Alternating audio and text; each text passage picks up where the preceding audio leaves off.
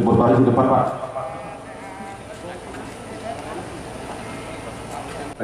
Untuk mempererat kekompakan bersama Forkopimda dan media, Polda Sumsel melaksanakan olahraga bersama memperingati Hari Bayangkara ke-75 di lapangan olahraga Pakri Palembang.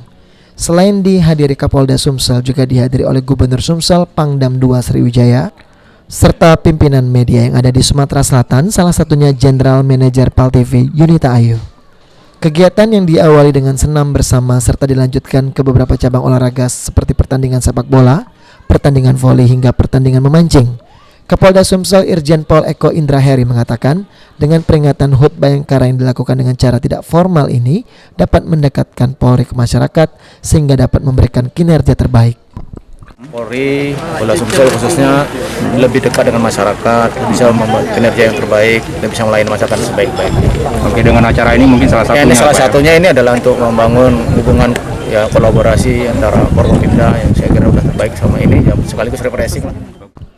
Hal senada juga disampaikan oleh Gubernur Sumsel Herman Dero yang menuturkan dalam membangun hubungan tidak harus selalu formal dan dengan cara seperti ini diharapkan dapat menyamakan persepsi antar sesama. Yang namanya membangun hubungan itu tidak harus formal terus. Dengan cara begini, jika batin sudah saling mengikat, tentu di dalam persepsi kita mudah mempersamakan. Sumsel maju untuk semua. Sandi Pratama, PAL TV.